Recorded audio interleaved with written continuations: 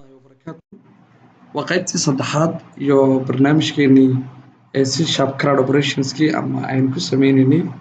Waxaynu kasoo bilownay login form inaynu sameyno, kadibna waxaynu ku xigsiinay inaynu sameyno registration form. Hadda waxaynu sameyn doonaa qaybtii saddexaad oo ah readki. Daatadii aynu gelinay sidaynu usoo akhriyi karaynaa inagoo kusoo bandhigayna programkeenii. Hadda waxaan ka bilaabnaa isla formka maynu kusoo bandhigi doonaa. Si haddaba daatada usoo bandhigto, marka hore waxaad soo kicinaysaa programkaagii, kadib waxaad soo kicinaysaa formka aad doonayso. Haddaad doonayso daatada inaad kusoo akhrido form gaaraad samaynaysaa. Hadda saan waxaan ugu talagalay intan yar.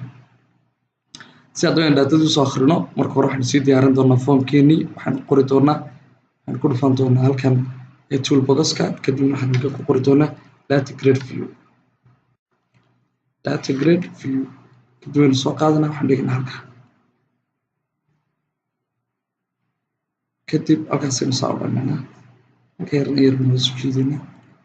Okay. Intaa markaynu sameyno, kadib waxaan mar labaad soo qaadanaynaa button yar oo kale. Buttonkaas isagana kala soo jiidanaa isagana.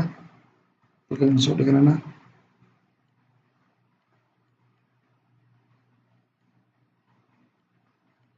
dad waxaan isagana u bixinaynaa search.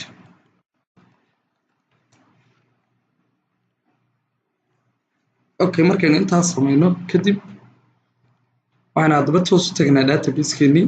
Waxaynu soo sameyn doonaa haddaba koodhkii inoo suura gelinayay inaynu xogtii halkan aynu gelinay kusoo akhrino. Waxaynu sameyn doonaa markaa store procedure. Mar walba waxaynu isticmaali doonaa store procedure. Create procedure baynu leenahay. Dadna waxaan u bixin doonaa get data.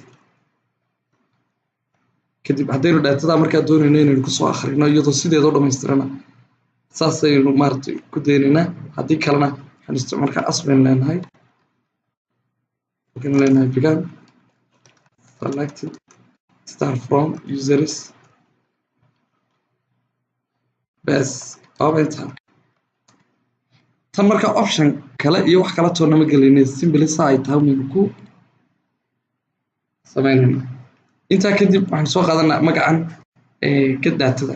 waxaan dib ugu noqonaynaa formkeenii. kadib waxaan double click siinaa buttonka yan. markaynu buttonkaas siino halka waxaan leenahay sidii caadiga ahay SQL connection. waxaan leenahay CON equal new SQL connection. hadda variable-kii inoo siday connection ka wad garanaysan waa connection. tanaynu leenahay waxaan leenahay SQL command cmd. waxaan leenahay new SQL command. kadib waxaan halka ku qoraynaa waxaa la yidhahdaa procedure name-keenii. kadib waxaynu halkan leenahay SQL data adapter DA new SQL data adapter. waxaan leenahay CMD. kadib waxaan leenahay data table isagana DT new. intaa kadib waxaan leenahay DA.fill. waxaan ku dhex qoranaa data table. intaa kadib halkan furaynaa. waxaan leenahay daatada la soo akhriya xaggee haddaba la dhigaya. waxaa la dhigayaa baynu leenahay keenaya noogu taalay data grid view 1.data source. kadibna waxaan leenahay DT. waaba intaa kadib markaynu intaas sameyno formkeenii baynu leenahay start. waxaan garaynaynaa gelinaa admin 1 2 3 4 5. dadna waxaan leenahay okay. intaa kadib halkan haddaynu search ku dhufano odagta daatadii inoo soo akhriyaya. ma u baahanana haddaba inaynu daatadeenii midhmidh usoo akhrino. tusaale ahaan inaynu qofka ku baadhno magaciisii iyo inaynu ku baadhno tusaale ahaan oo kale userkii oo kale. masalan daatadii waa fara badan 500 qof 600 qof baa ku jira. deedna haddaynu u baahno hal qof oo ka mid ah specific columns waxaynu ku baadhanaa. iyaga waxaan kusoo bandhigi doonaa cashirkeena dambe insha allahu tacaala ee searchiga. haddase waxaan halkan kusoo intaa inoogu dhammaaday cashirkeena readkii. sidoo kale waxaynu iyadana ku dari doonaa markaynu save gareynay kadib in daatada halka kan ay timaado. asalaamu calaykum waraxmatullahi wabarakaatu.